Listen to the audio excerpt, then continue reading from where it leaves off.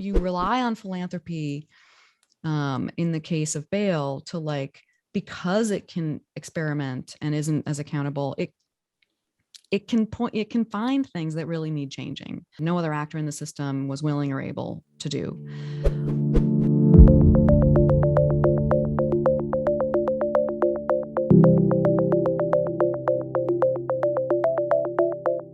What could go right? I'm Zachary Karabell, the founder of the Progress Network, and I am joined, as always, by Emma Varvaloucas, the executive director of the Progress Network. And we are on season 2 of What Could Go Right, having a series of engaged conversations with engaging people about vital topics from the perspective of what can we do to ameliorate our problems, how can we steer ourselves into the future that we hope for and not plunge into the future that we fear. So today we're going to talk about something that doesn't get talked about a lot in a focused way, and that's philanthropy and giving, whether that's really rich people giving a huge amount of money or a lot of other people giving a little amount of money. We are in a moment where, particularly coming out of the pandemic, people have given a lot of money away in the tune of billions and billions of dollars. And that's true of, in the political process, small donors helping campaigns. It's true of billionaires and the billionaire pledge of give away half of your money and do something, be of service, give back. If you have the means, it's incumbent upon you, morally incumbent upon you to give back. We talk about these things a bit, and it's usually from a negative skew of too many wealthy people unaccountably using their money to pursue agendas and passions that may in fact do social good, but aren't accountable to the political process or the democratic process.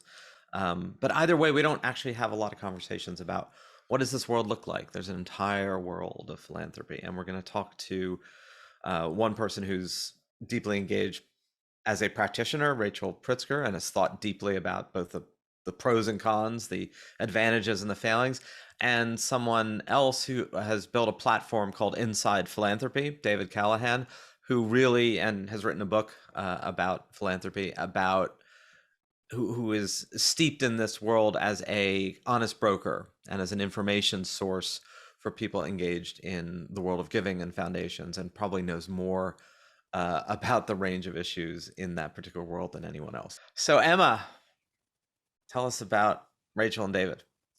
So Rachel Pritzker is a member of the Progress Network, and she's also the founder and president of the Pritzker Innovation Fund. She's also chair of the board of the Breakthrough Institute. We have another member who's part of the Breakthrough Institute. Highly recommend checking them out.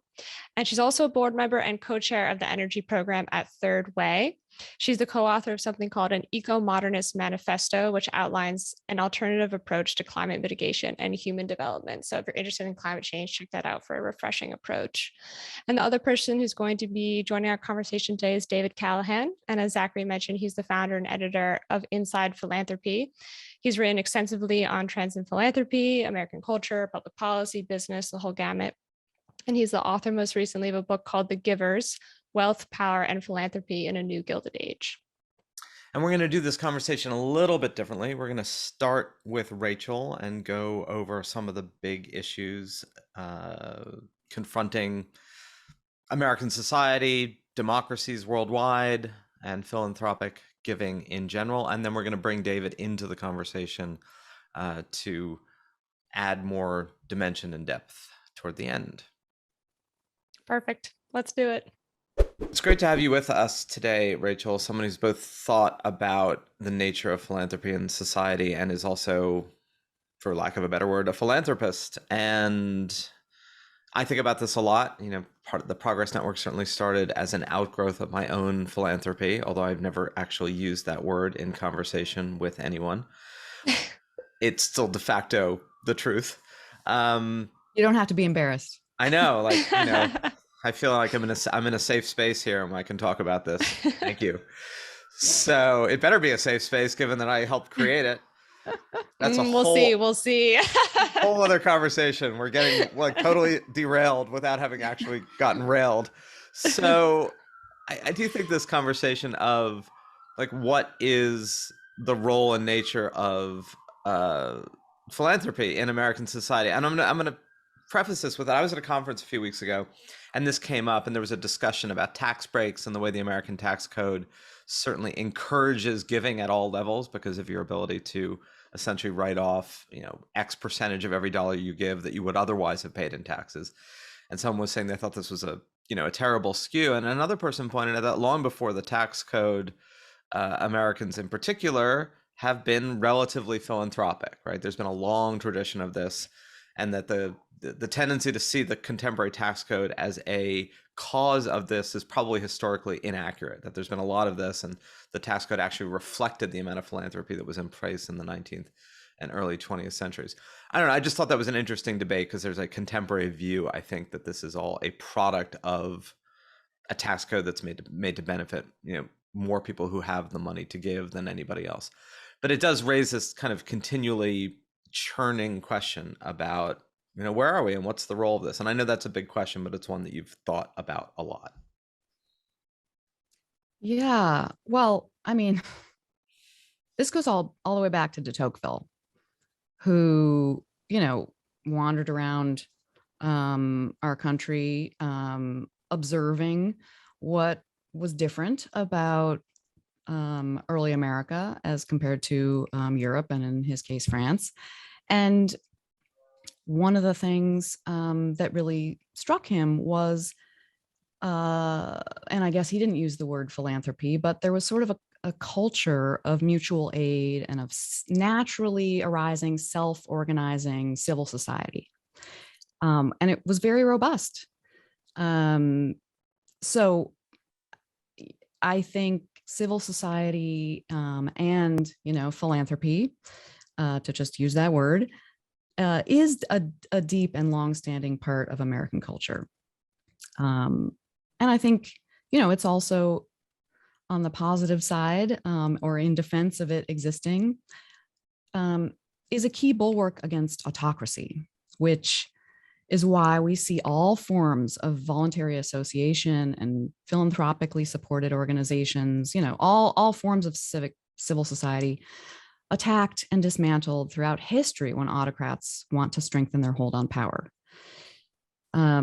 So I don't think that should be overlooked. I'll just mention the elephant in the room, which is that both of you just now were a little bit awkward about saying philanthropy, right? Which is interesting. Why be embarrassed about it if we're saying, that it's a positive thing?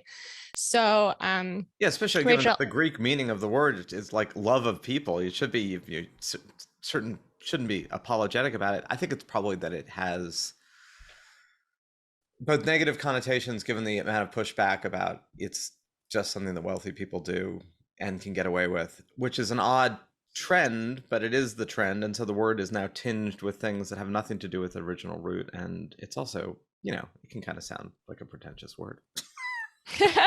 Yeah, well, and I mean, it's also a word de Tocqueville didn't, as far as I know, use directly. So I think that was part of my hedginess. But in general, I do think there is a lot of criticism currently of philanthropy, and maybe, even a question about whether it should exist. That is, I think, a new conversation. There are all sorts of critiques, some of which I think are more valid than others. I think one of them is this idea that philanthropy is sort of like reputation laundering for people who are trying to kind of undo the harms of earning that money in the first place. To which I would say, well, not all wealth is ill-begotten, and certainly not all philanthropy is undertaken just for public perception or ego reasons. Some of it is. But most people in philanthropy that I know are good people doing good things. And I would say even the biggest, baddest boogeyman of the left, the Koch Foundation, sure, I disagree with a lot of what they do, but they also focus on things that they genuinely think will help people, like the United Negro College Fund, and have an increasing focus on how to reduce political violence. So I think the black and white kind of way of looking at a really big and hugely diverse sector just I don't know. It seems real. It seems simplistic. And also, why should we discourage people with resources from doing things they think would make the world better?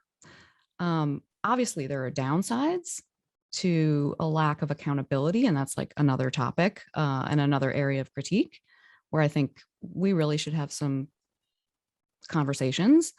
But the upsides are that, especially in a time where we're not sure, where our government isn't super functional, and we're not sure it's going to be friendly to democracy, and where you really can't always count on business to do anything beyond their bottom line, wouldn't a philanthropic sector that isn't accountable to government actually could have a benefit? At least because it would be able to counterweight some of the anti-democratic forces.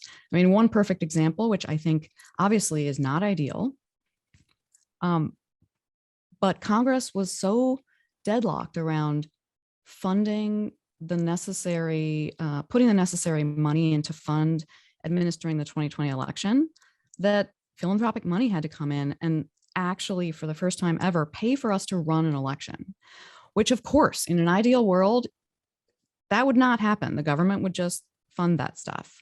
But thank goodness we had, quote unquote, unaccountable sector that could sort of swoop in and go, oh, this is really important. And it's not going to happen any other way. It's funny you talk about reputation laundering, Rachel, because I just saw a New York Times article that came out that was like, we haven't been able to identify most of the super billionaires in the world. They're quiet, working behind the scenes. And it's interesting because I think a lot of this narrative that people have about philanthropy is tied to these like mega names that people know mostly from tech, like Zuckerberg and Elon Musk and Bezos and things like that. But the picture that you're painting is a little bit different. Like you said, it's a diverse sector. So I'm wondering if you could give us a little bit more detail about that, about some of the things that might be going on that people aren't necessarily, reading about or seeing on Twitter. So I think there are a few big funders who sort of get all the headlines because, whether it's because of big dollars like the Gates Foundation or because they're the super rich like Bezos. But there are a lot of funders who are not doing anything to kind of publicize their work, their funding, their causes, who are having important impacts. I know a lot of sort of low key funders out there who, as a result, I'm not gonna mention their names. Yeah. But who are like trying to figure out like where are the key levers where I could have a positive impact, whether it's to make government more effective, like at delivering services to people, which is like not sexy. It's not going to get a headline. It's boring. It's long term. And that takes like a while to figure out. And you're not doing that in public necessarily. It's not a big splashy thing. It's funny. So there are two things going on from an American context, right? One is at the higher end, a lot of these questions and debates have been going on since at least the middle of the 19th century, right? And a lot of the contemporary tensions and debates stems a little bit from Andrew Carnegie and the gospel of wealth and the idea that if you've made a lot of money in your lifetime, it's incumbent upon you to basically give that back, give it away. If you die with wealth, you've failed somehow in the social contract. That at least was Carnegie's gospel of wealth thing. And as a result, there are all these Carnegie charitable organizations. And a lot of people, obviously, in the 19th century gave away money whose institutions are with us today. The Rockefellers for University of Chicago. I mean, go down the list, and it's huge. And then there's also the fact that regardless of means, the United States is a very charitable society. I mean, if you look at world rankings of charity, the United States has consistently been amongst the top, if not the most charitable per capita, meaning anybody who has anything gives something. And it's usually sort of proportionally within means. So obviously, if you've got a lot more money, you're going to give away a lot more money. If you've got a lot less, you're going to give away a lot less. And I do wonder sometimes why that gets a bit lost in the fray, because, we do have a kind of a culture of charity or charitable giving, irrespective of means. But of course, the focus then gets on to the very top end. I want to maybe switch a little gears to the kind of the current trends in like what's chic and hip in philanthropy, and a lot of it I think has become, as it's become a lot of tech wealth has come to dominate the scene. A lot of that ethos of Silicon Valley and tech has also come to dominate the thinking. One of which is like it has to be scalable, right? If you're going to give away a lot of money, it's got to be scalable. It's got to be measurable and scalable. What do you think of that? I mean, is that a good trend? Because it's clearly a trend. Yeah. I think these are scalable and measurable are two separate issues, Okay. which I have different responses for. Cool. I think especially when folks in tech talk about scalable, in my experience, they often mean how do you make a business out of it that will make money, which I've talked to so many people in tech who think initially like, how do I, for the most part, it's me talking to people who want to have a positive impact on climate change. And they spend time thinking about it and meeting with people and looking at, various ways to intervene. And they're always naturally drawn to investing in companies as opposed to, doing the long, messy, slow, frustrating work of helping to change policies. And, that sort of, I guess, makes sense coming out of the Silicon Valley ethos. It was sort of like, we can ignore government. We're recreating stuff and innovating. And, but I do think it's a shame because there is a lot you can't accomplish through just investing in companies, which isn't, we need that too. We need it all.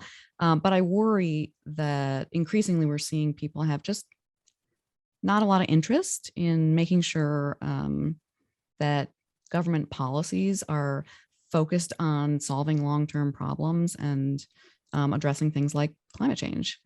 And, funding think tanks and researchers doing the kind of work that can inform a better government process and decision-making is important. On the metrics, yeah, I have a big bugaboo about these, like what I call the tyranny of metrics, because if you're only funding things that are easy to measure, you're often not funding the most impactful, important things. So easy to measure metrics they leave little room for like funding the challenges that take longer or are harder to measure, like policy advocacy, which is messy, like there are multiple players and unclear causality. So how do you measure that? And of course, like the role of ideas and changing paradigms, that is also really important, but very hard to measure. That's something that, Zachary, you've talked about in terms of the Progress Network, right? That, if we were to go and try to collect funds for TPN, it's hard to say like, these are the number of minds that we have changed about, a more positive zeitgeist. Like how exactly do you measure that? You can, right? 6. The 3 people in this room recording right now, and it didn't change from anything in the first place. So 0. I think it is important to try. But I think the way you describe impact is going to be more complex than like, this many tons of carbon abated in like, whatever quarter or year you're measuring. I think it needs to be a mix of qualitative and quantitative. And I think it takes a lot more thought and care to design the right metrics. Because if you use the wrong metrics, it can really skew, narrow your philanthropy. But even metrics, I mean, clearly there are some things that are metric friendly. Like we know that for every bed netting given out in a mosquito-ridden malarial area, it will reduce the amount of malaria by X. And so if we give out 10,000 nets, we're going to then reduce the amount of malaria by, some mathematical percentage, all of which is quite true and has led to, the Gates Foundation and others have done a really good job in terms of disease issues because those things are very metric friendly.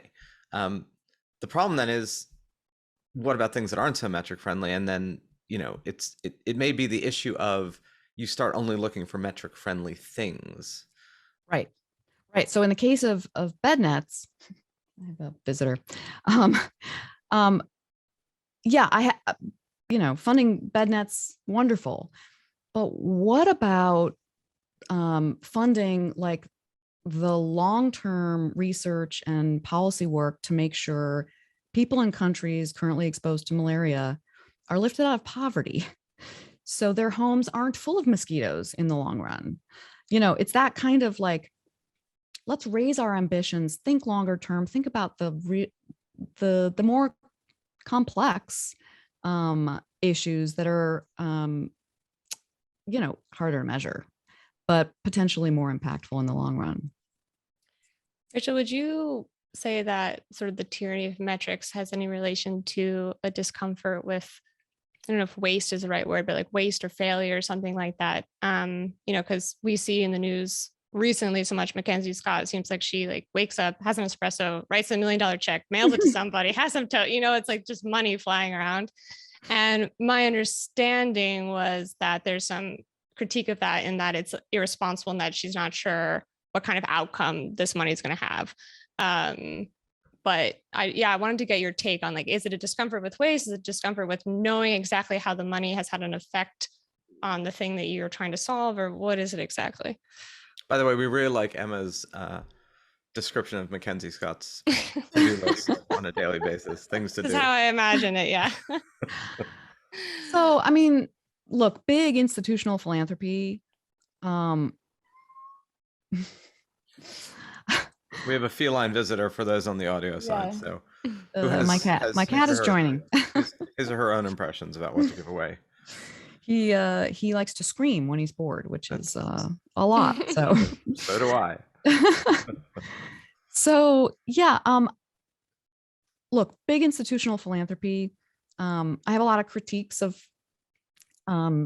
what they require of grantees, which is often like incredibly burdensome and time-consuming proposals and reports on their progress, and then they take who knows how long to make a decision.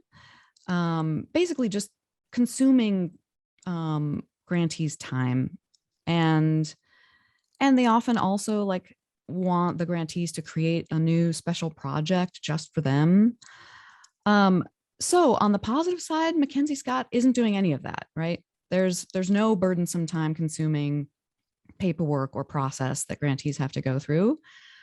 So, she's created a very lean structure. If you're consumed about waste, you could actually say, well, she's not spending all this money on overhead that a lot of big foundations are spending. On the other hand, I think it's a little early to judge her strategy in terms of effectiveness.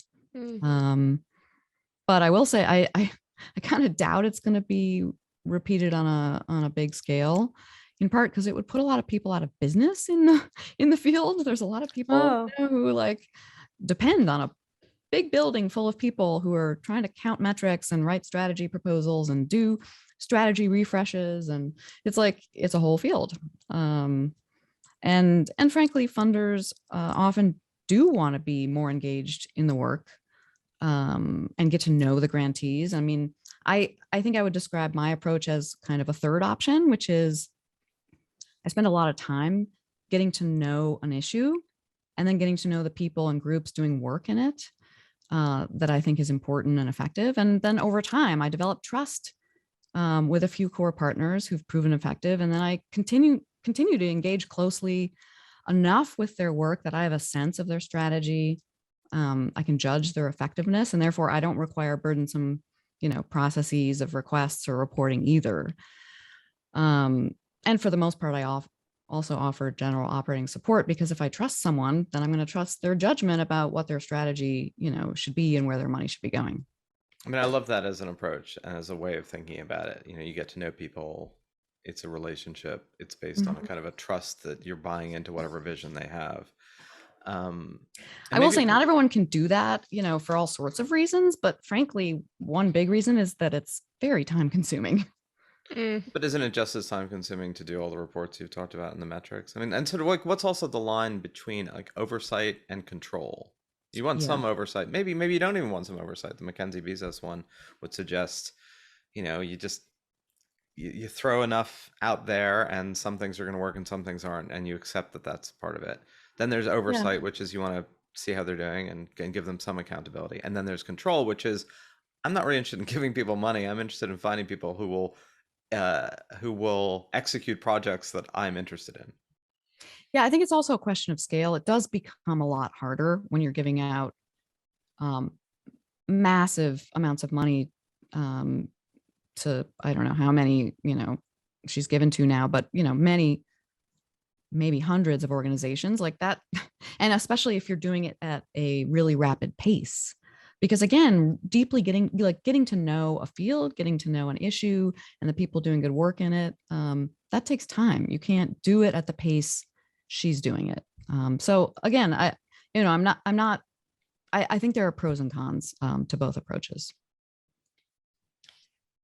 Rachel, something that we have talked about before also with in this theme of, issues with current philanthropic efforts is that also that we talked a little bit about that they're not aimed on the long term, the complex issues. But also you've mentioned before to us that it's focused on the problems itself and not solutions. Could you tell us a little bit more about that? Like what kind of solutions would it be nice to see people focusing on? Yeah, I mean, to be honest, I think there's a version of the reverse that may be more what I see, which is, or maybe it's more of an issue of sequencing. So I think funders often focus on like a simple, sexy solution rather than spending the time, like I just mentioned, to deeply understand the problems they're trying to solve. First, understanding the problem and all its political, geopolitical, cultural, technological complexity, I think is really key to figuring out like a truly useful approach and frankly, a solution that doesn't accidentally do harm, which is a thing that is possible. But it's a lot harder and more time consuming than just jumping at the first exciting solution. So my favorite example here of this is the socket. I don't know if you guys remember this. It was a soccer ball that kids in Africa were meant to kick around, which would generate like a little LED light for a couple hours. I do remember. This is coming back to me as you describe it. Yeah. Yeah. As if this is like a meaningful solution to anything, like to energy poverty or even poverty more broadly, which would require completely different solutions. You'd have to spend a lot more time figuring them out. And we might not come to them if we're distracted by, the shiny new thing like the socket. But another version of this is, I think, asking the wrong, or in most cases, too narrow or short term a question. Like, how do we stop countries from using coal? Which I think is the wrong question. I think a better question to ask is, how do we get people enough reliable, affordable, clean energy? Because if our focus is on just stopping coal, then that could mean that people just go back down the energy ladder to wood and diesel, which is not better. Or simply, it could mean they have less or no access to energy at all, which in human terms is devastating. So, I mean, if you're not focused on human development or poverty and really single-mindedly only focused on climate change and specifically closing coal, you might come to that approach. And importantly, if we're asking the question, how do we get people enough reliable, affordable, clean energy? That is a much more respectful approach to communities and countries and their own autonomy. So in the democracy space, we see also a lot of focus on that one simple solution. So in some cases, this is without even a lot of clear evidence. And this is where a lot of the money goes because the democracy space is very complicated. There's not one problem and there's not one solution. So again, I think people get focused. They want to immediately do something before they've done the research, which I totally understand. And I think it's valid to do some like doing while learning, but we shouldn't get sort of locked into the simple answer we came to initially. And this is why I think ongoing learning and engaging with people outside our political tribe and our issue area expertise, or even our issue area focus, is really important to understand how these other concerns and other approaches and ways of viewing the world affect our thinking. And in general, I think we should be suspicious of silver bullet solutions. But ultimately, we will need to move into solution mode. So again, it's like a question of sequencing. And I don't want to be too disagreeable to your framing. So I'll add that in designing an effective solution set, I think it's also important to look for examples of where we have made progress that we can learn from. So like what approaches have proven effective before, and this might include other times or other places, or even right in our own community. But I think especially on the left, we're often afraid to acknowledge where progress has been made for fear that it'll like take away our motivation to address problems that we have that still remain. But I think if we miss out on all these lessons where progress has been made, we might miss out on opportunities to take important lessons that would make our current efforts more effective and make solving the problems we still have easier to fix.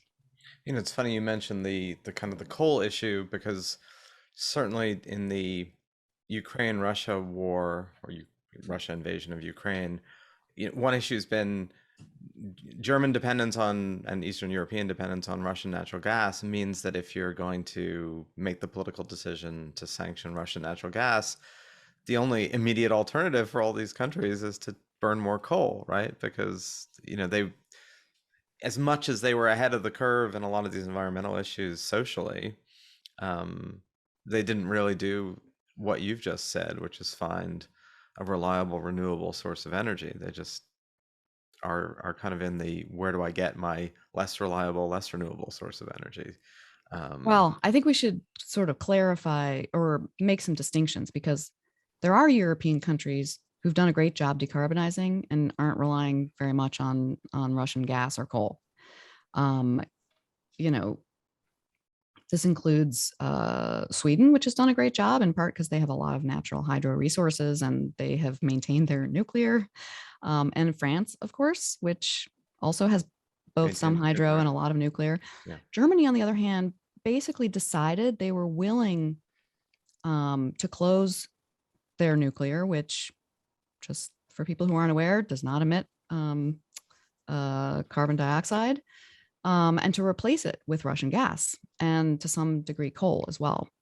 So, I think, again, this is like you said, it's a good example of if we are focused on a really narrow question and not thinking about the bigger picture, we can accidentally end down these like blind alleys that if we forget about the geopolitics, which I think Germany really did, we can find ourselves in trouble. And I would agree with you that the Russian invasion of Ukraine, I think, has reminded people that there is geopolitics in the energy space, which should affect our thinking about the climate solutions, and remind us that our climate solutions are going to have to be in the global context. This is another frustration I have with American and to some degree European philanthropy, which is it looks narrowly at their own country.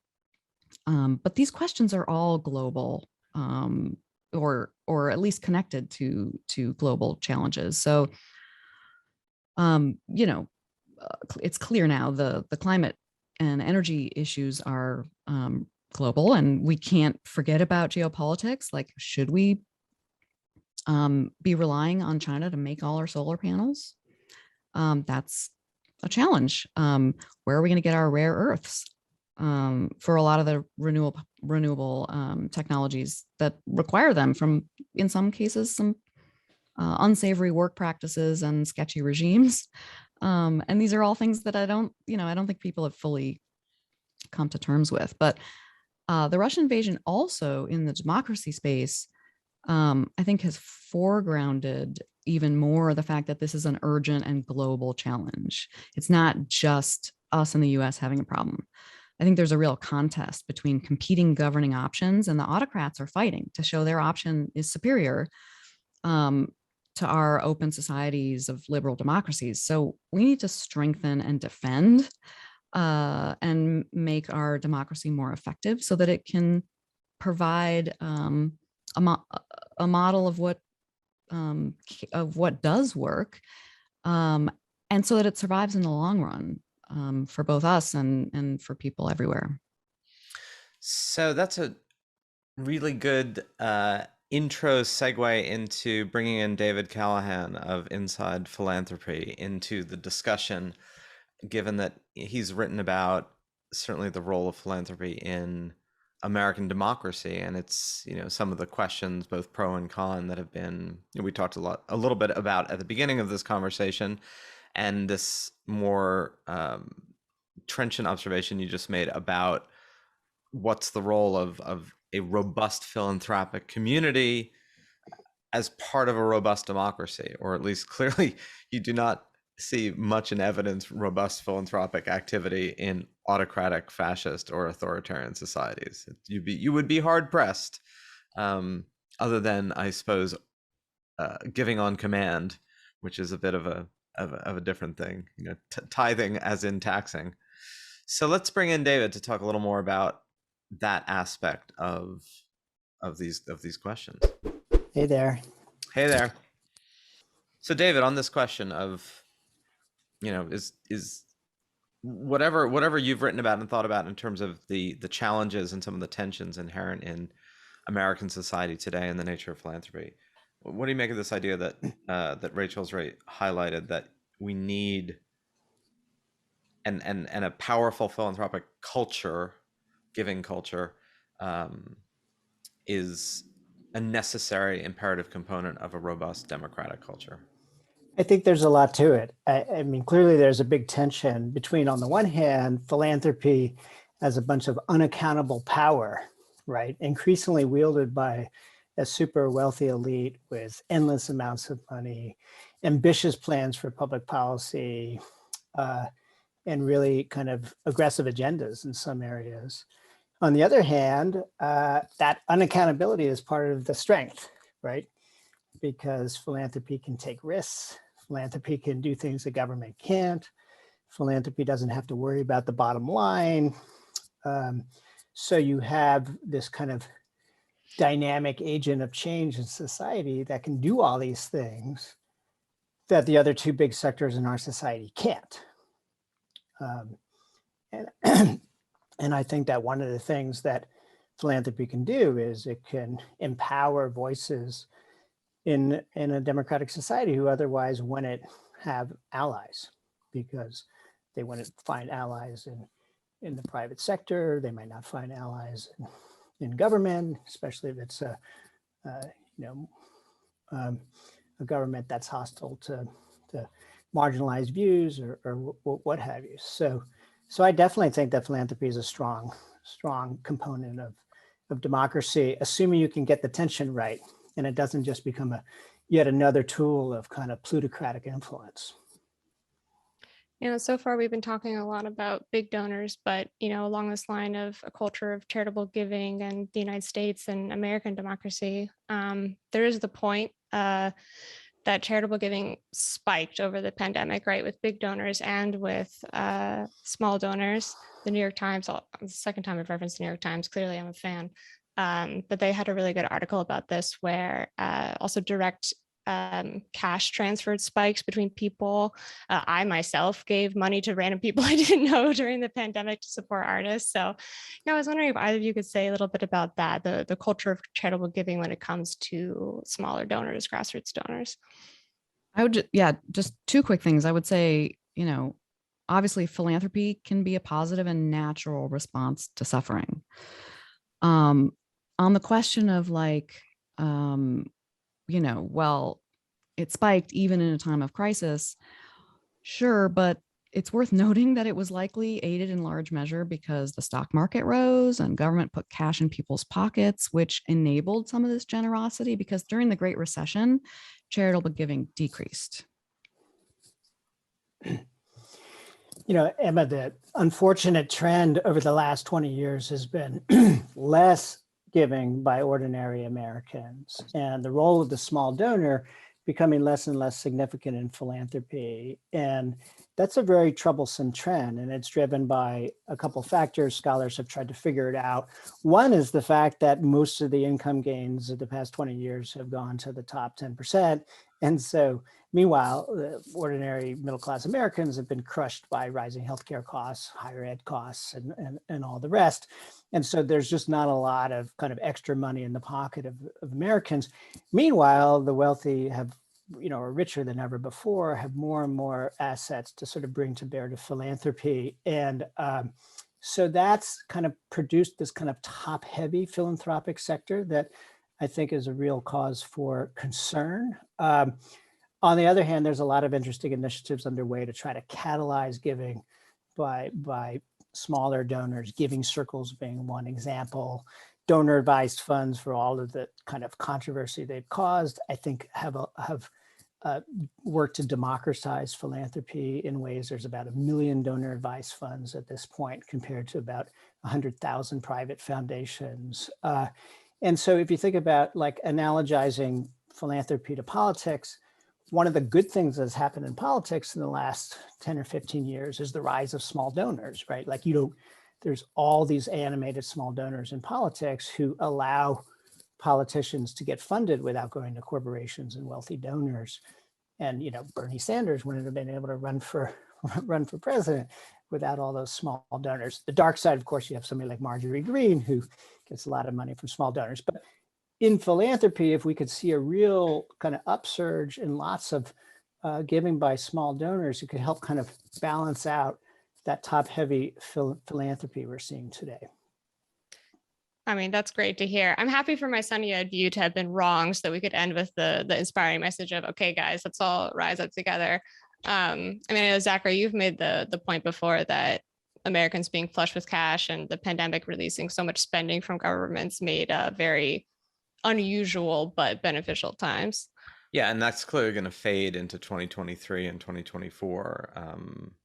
We'll see if it's replaced by its own self-sustaining organic giving on the part, particularly of those who have. And look, it is certainly true what David said about the trend line. It's also true that even with that trend line, the United States does remain a largely charitable nation relative to many other countries in the world. Relative to itself, the trend lines are not as positive. And I guess, I do wonder in this from both of you, because part of the tension that's expressed and often articulated to its nth degree is the needs that the needs that big philanthropy tries to meet are needs that government ought to have met. That's often the assumption within the critique is it's a civil society and political failing that large philanthropists have to play the role they do, or ultimately do play some of the role they do. And as you've pointed out, David, in your writing, there's a selectivity to what big philanthropy wants to address versus other social needs that go unmet.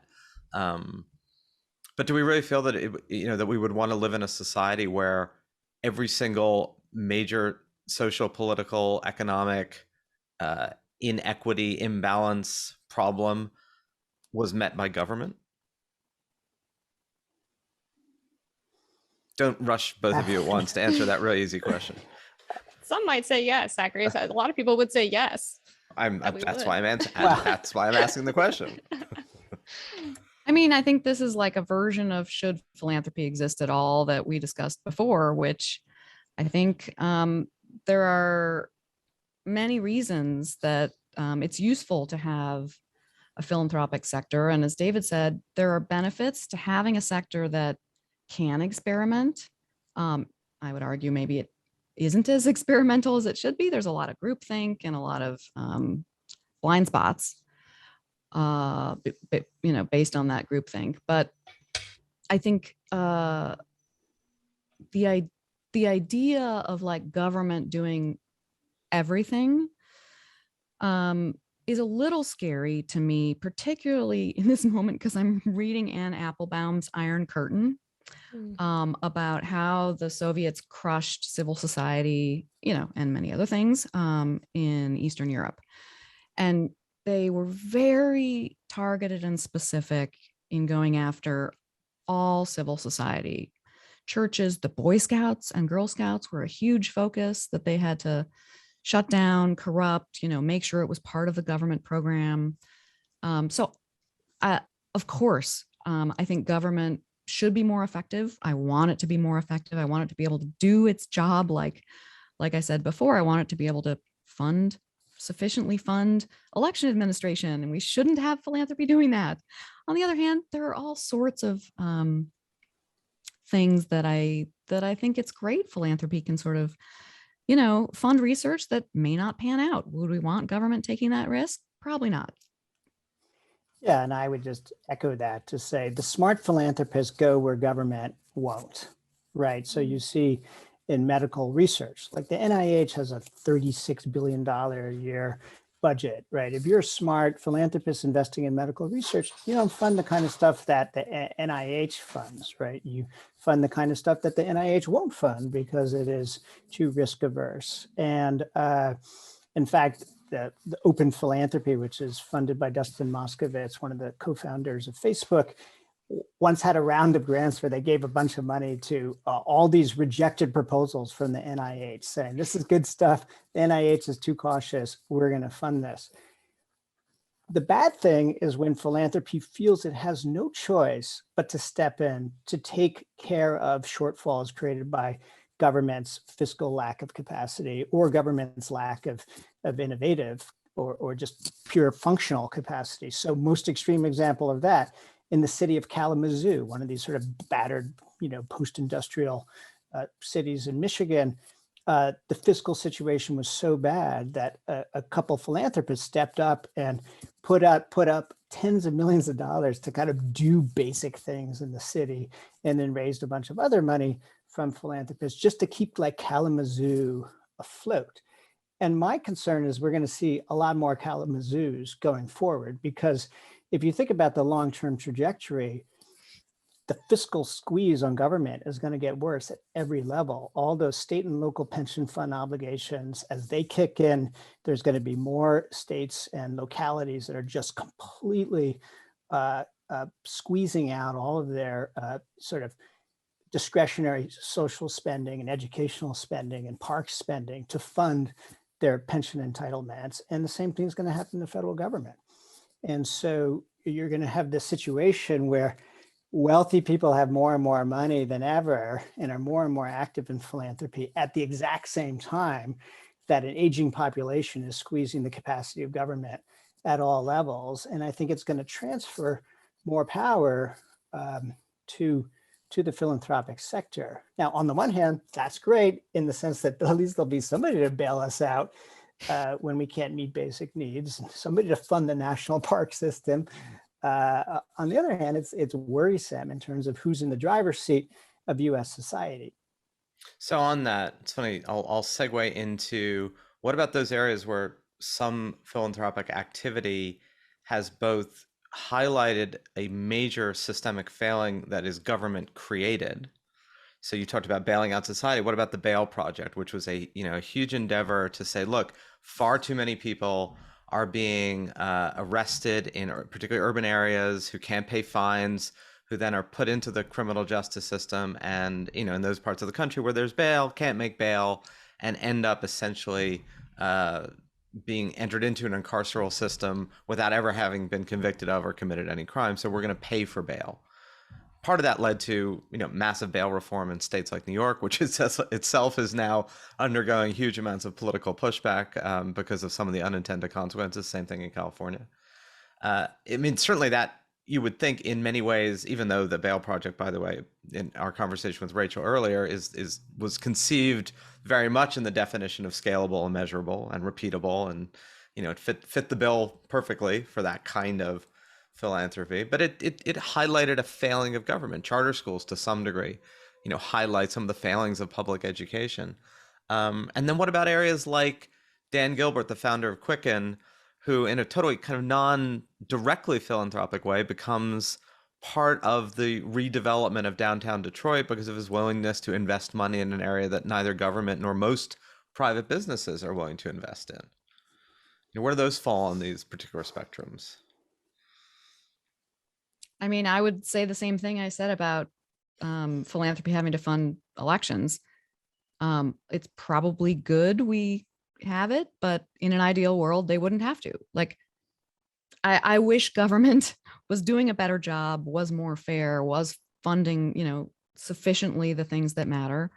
And this is in part why we have spent so much time and energy with a network of people from across the ideological spectrum with a wide range of issue area expertise to think like about how we got into this political dysfunction, this democratic decline, and where are the solutions that are long term that can address some of the underlying problems. Because I worry if we're only focused on the band-aid level, we're in trouble. Yeah, and I think the criminal justice example is a good one in terms of government philanthropy intervening in a sector where all the incentives were aligned behind a business as usual model that was highly destructive. I mean, once all those draconian sentencing laws were passed in the 80s and 90s, there weren't a lot of incentives for politicians to undo them. Right. And so this is kind of a monster going on autopilot.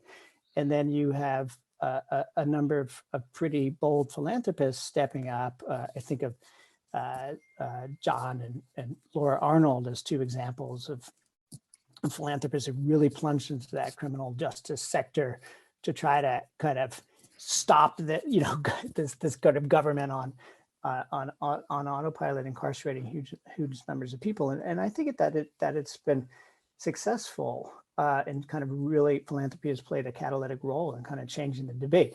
In other areas, philanthropy has gotten kind of nowhere. So housing is a great example, or homelessness, two issues that are really acute in California, where philanthropy keeps trying to do stuff with kind of limited traction because of the kind of dysfunction around housing in many places is so entrenched. This kind of interplay between zoning and costs and NIMBYism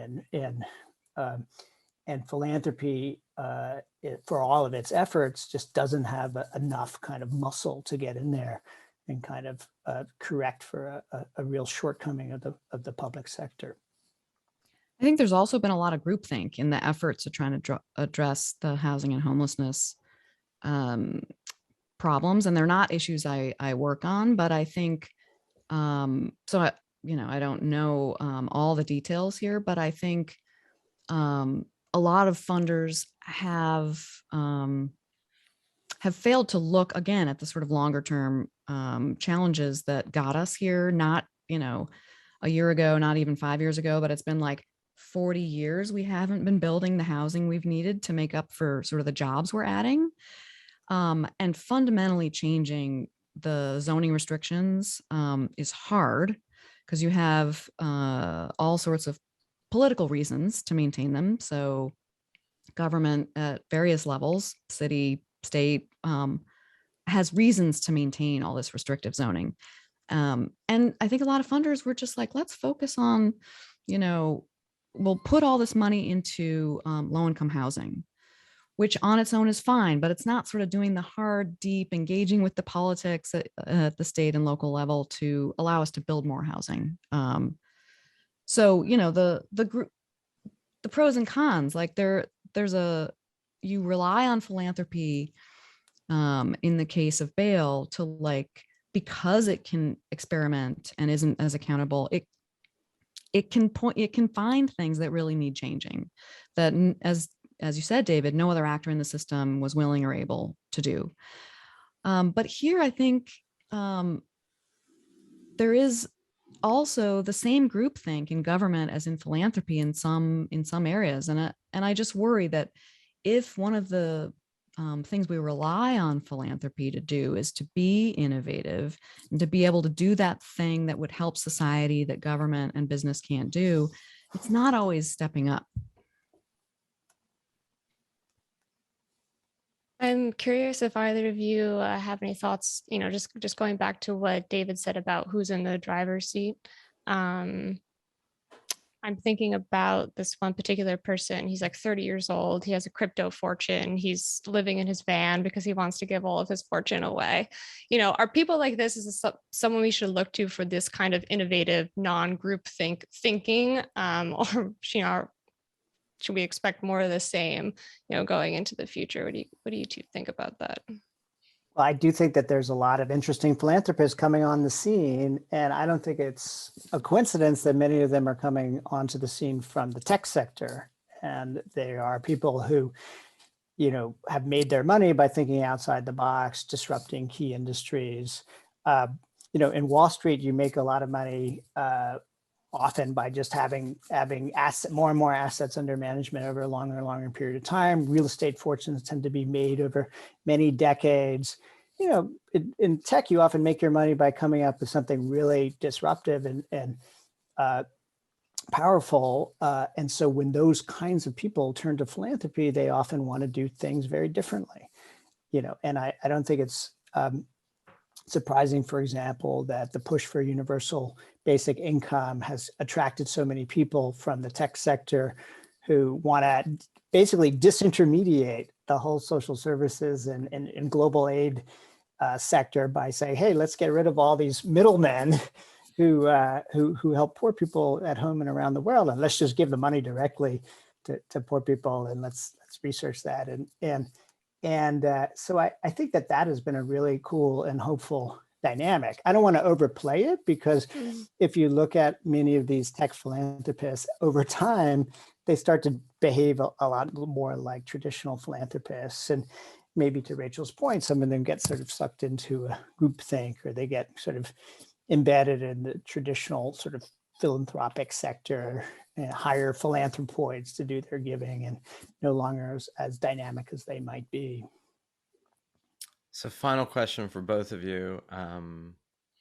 If we're having this conversation in 10 years, is the conversation any different given current trends, or is it simply more acute in that more agglomerations of wealth at the very high end, more expectation on the part of those? And again, I realize this is something I've harped on a bit in this conversation, but the American billionaire class certainly is more inclined to leave large amounts of money than the equivalent groups of people in China or India or Russia or Brazil. And I suppose you could say, so what to that? That's like making a comparison of relative moral grays doesn't really get you anywhere, but it is worth looking that this is a global human phenomenon, not just an American issue per se. What to do with a large amount of wealth at the top, or is there? We talked a bit about giving circles, and sort of, it's been true, as you said, in politics, individual donors giving $5 to their candidate in a way that, if you have a lot of people doing that, ends up being some significant amount of money for a short time. So are we having the same conversation in 10 years, do you think?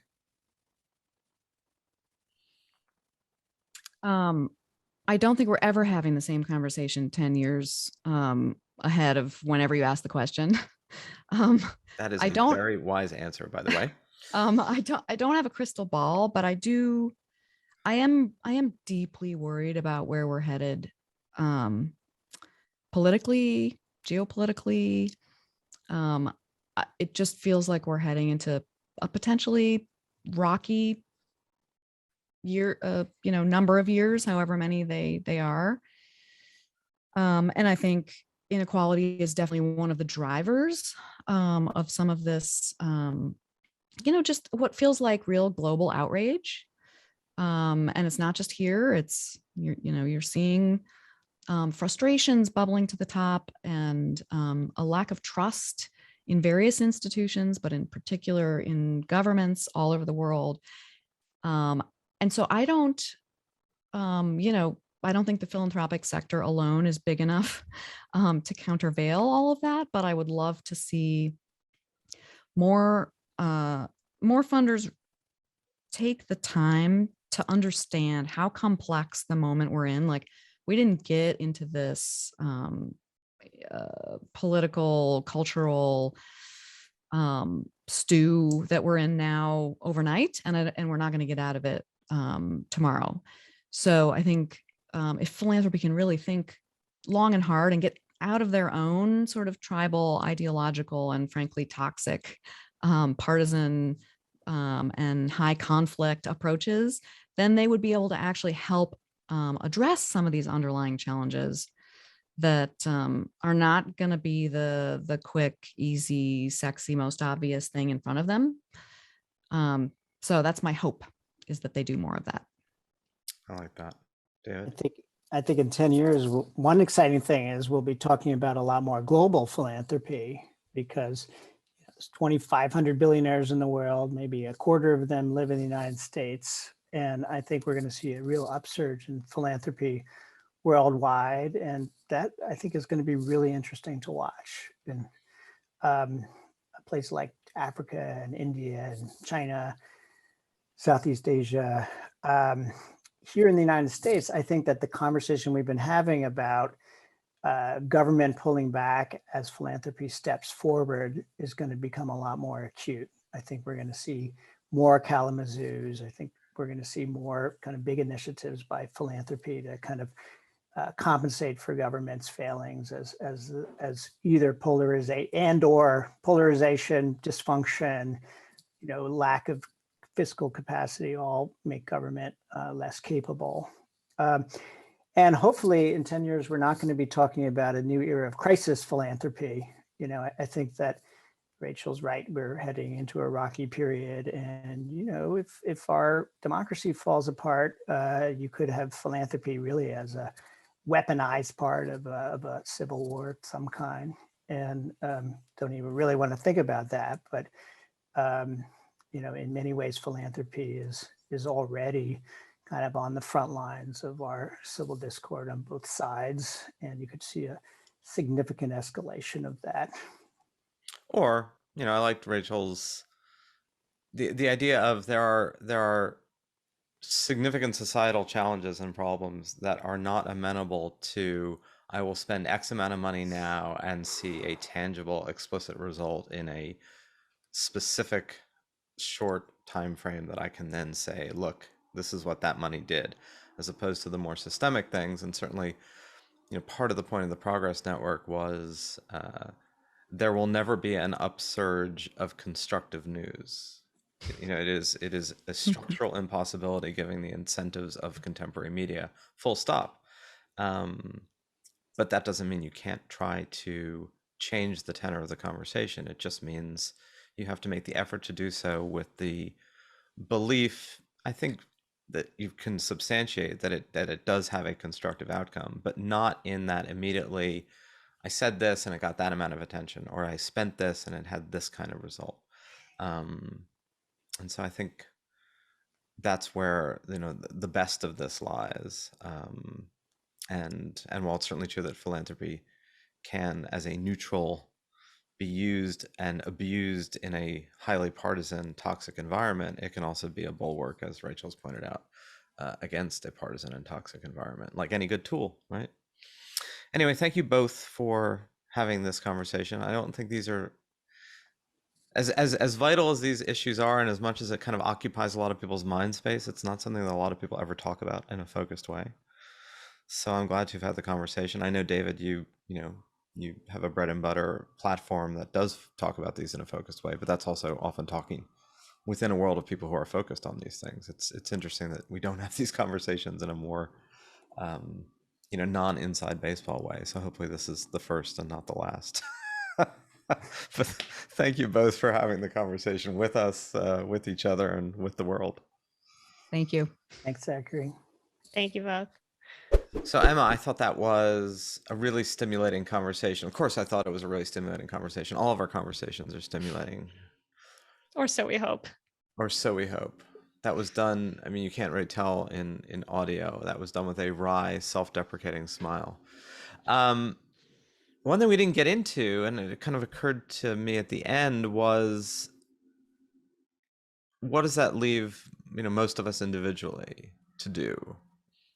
Given that most of us individually make a series of choices of, I've got a limited pot of money that I want to be able to utilize constructively for the greater social good, you have this world that's increasingly dominated by, billionaires and millionaires giving away huge chunks of money. What then to do, right? What am I supposed to give a little bit to a whole bunch of organizations? Am I supposed to give a lot to a few? Am I supposed to throw up my hands like it doesn't really matter anyway because it's too little? Other than the political we talked about, which was quite an interesting evolution where people, I think, realized collectively, because they were being, told it collectively, that if a lot of people give a little money, it's a lot of money. Right. I mean, that's kind of what David was pointing at in the middle, right? Which I thought was useful for myself as a small donor. 5 years ago, I didn't have any money to give away. Now I have a little bit of money to give away. And for me, it was like, okay, can I identify where I might be a part of a swelling wave, right? And he mentioned Bernie Sanders. I think other listeners on the left might identify someone like Stacey Abrams, where you see that there are a lot of smaller donors coming together. If you can see that wave starting to gather steam, that would be a great place to throw, a little bit of money. So that was one thing for me. And also just, I mentioned this in the middle as well, with COVID, there was a initiative that I joined where you sent $10 in the middle of the pandemic to an artist that you don't know. They don't know who you are. You just Venmo them the money because they aren't getting paid right now. And that was, for me, really powerful. It's not going to lead to large societal change. And of course, that was a very unusual moment. But the act of knowing that was just going directly into someone's pockets, which, we talked about as well, was really powerful, just on a psychological level for me. Yeah, and then there are things like GoFundMe, right, where people just, sometimes that's for an entrepreneurial thing, but often it's for somebody saying, hey, I really need X, or I want to do that. A lot of that was being done around the immediate response to Ukraine and what can people do. There were a lot of GoFundMe campaigns. And again, we didn't get into this in the conversation, but none of that money, the money that you just talked about for someone who needed something during the pandemic, or these GoFundMe campaigns, are show up in a 501(c) tax exempt fashion, right? These are just people saying, look, there is a need here, I can help. I'm not going to get any benefit in like my taxes from this. It's just the right thing to do, and it's something I can do right now. And I think that, again, if we could have had another hour talking about this, the whole crowdfunding and crowdsourcing of needs, some of which is purely, hey, I want to start this cool company, but a lot of which, we talked about this last year when we had the conversation about Kickstarter, right? In one of our episodes in season 1 of What Could Go Right. So, that's there too. I wonder what you think about the more, Rachel in particular is animated by a real sense that we're on a precipice, a democratic precipice. David too. And that puts philanthropy in kind of a crucial moment of potentially keeping us from going off that precipice. To be honest, I hadn't thought about that from a positive perspective at all. When Rachel in the beginning called out the Koch brothers, that's the perspective that I'm used to hearing and swimming in, is these mega rich people that don't have a lot of accountability, and David mentioned that as a strength and also a weakness. I'm very used to hearing about that as a weakness. Just pouring money into the system, you're seeing that's having a negative effect, but you can't trace it back, and so seeing that in the reverse is actually very difficult for me. I took Rachel's point that in autocratic societies, they often shut down philanthropy. But on the other hand, I'm hard pressed to point out a philanthropic effort in the United States that I know of. That's not to say that they don't exist, but that people know of, that's on, the frontier of saving democracy. Actually, unless I'm thinking about some of our own TPM members like Braver Angels, which I'm sure is funded in part by philanthropic efforts. So, okay, let me walk that back. And the criminal justice reform. One of the That's only right. bills that was bipartisan to come out of the Trump era was a whole criminal justice bill at the end of 2018, partly funded by the Kochs, but partly funded by Soros, and was a strange meeting of multi-partisan perspectives around a societal issue that was perceived to be just destructive. For doesn't matter whether you were Republican, Democrat, far right or far left, that there was more of a consensus of this is a major issue, and was in many ways sponsored philanthropically. So it's hard to find these examples, and they don't get the attention of dark money. Again, Yeah. back to our whole mantra of conspiracies and dark thoughts get more attention than collaboration and good news. The same thing is true in these areas, and it's something I think to think about when we think about what these pools of money, not always accountable and not always evident and not always transparent, can actually lead us to a conversation that maybe we should in fact revisit, because it is so woven into many of the other issues we have been talking about. So, And you're so right that people don't talk about it very much. and yet here we are. Thanks for having the conversation, as always, Emma. Yeah, thank you, Zachary.